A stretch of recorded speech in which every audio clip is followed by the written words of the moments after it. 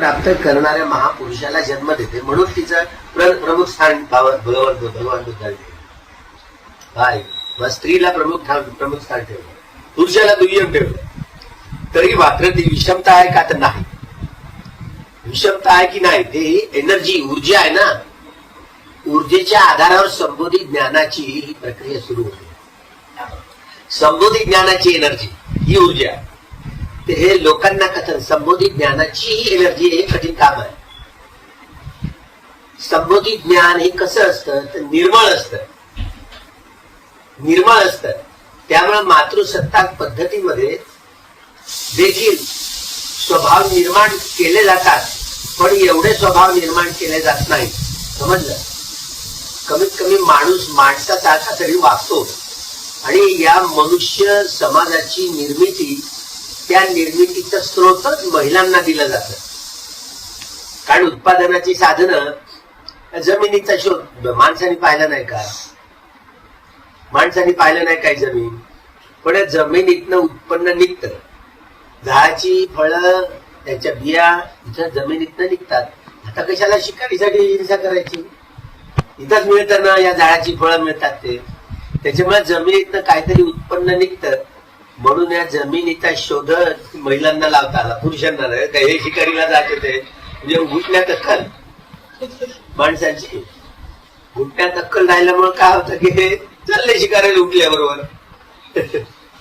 त्यामुळे मग हिला हे सगळं सांभाळ, म्हणजे घर, त्याला गृहमंत्री म्हणतात ना, गृहमंत्री म्हणतात की नाही, तर ते हे घर सांभाळायचं कसं आहे माणसाला माहिती नाही. तो माणसांना माहिती नाही, तेवढी समज नाही. समजलं? ते हे काय लागतं आहे ना, आना म्हणतात 5 सोप्या भाषेत. काय लागतं? घरातली संपूर्ण अन्न, वस्त्र, निवारा, शिक्षण, आरोग्य, बघा या सगळ्या वस्तू पुरवण्याची ही जी नेसेसिटी असते ना, ती महिलांकडे. ते कुशल चित्ताची निर्मिती, बघा कुशल चित्ताची निर्मिती ही महिलांकडूनच होते. त्याच्यामुळे बुद्धत्व प्राप्त करण्याची क्षमता ही महिलांकडे आहे. पुरुषांच्या चित्तातलं क्षेत्र नाहीये. त्याच्यामुळे पुरुषांच्या मनात कधीच येत नाही मी बुद्धत्व प्राप्त करणारे हा महापुरुषाला जन्म देऊ. ते चित्तात येत, एवढं दगडासारखं चित्त असतं पुरुषांचं. त्याच्यामुळे प्रथम स्थान हे महिलांना दिलं. कारण हे चित्ताची निर्मळ चेतना, तिची मुळच मातृशक्ती आहे. ती जन्मदात्री आहे, बरं का? ती जन्मदात्री आहे. आता त्या भांडवली व्यवस्थेमध्ये तिला भोगवस्तू म्हणून पाहिलं जातं. एप्स्टीन फाईल मध्ये किती भोगवस्तू मधून पाहिलं जातं.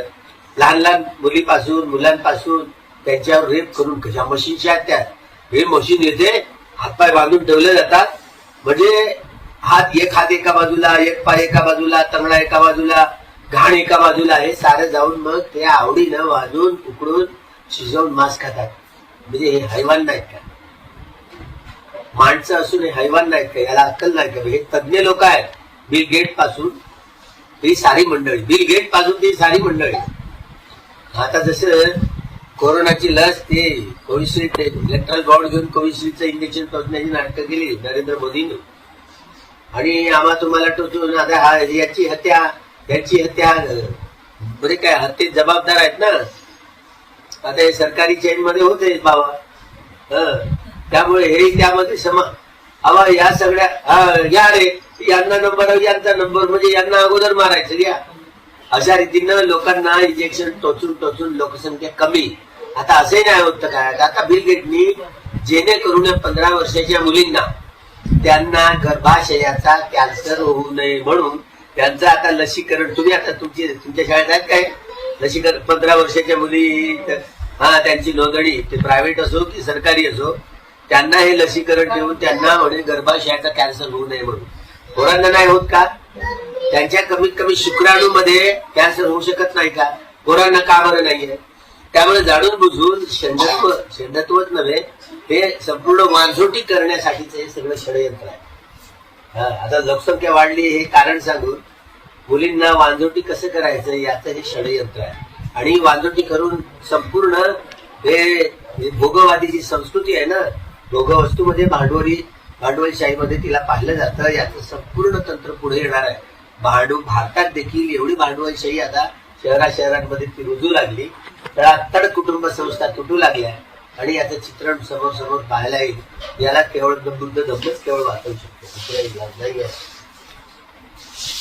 त्यामुळे एकीकडे बुद्धिजम आहे, दुसरीकडे ब्राह्मणिजम आहे.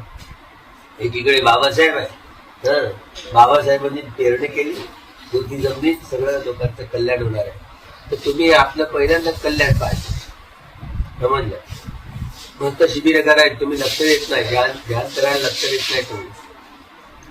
मग ध्यान करायला लक्ष देत नाही, ध्यान करायचं हा. गळ्याला खोकला झाला, हे रुची पानं आहेत ना, रुची पानं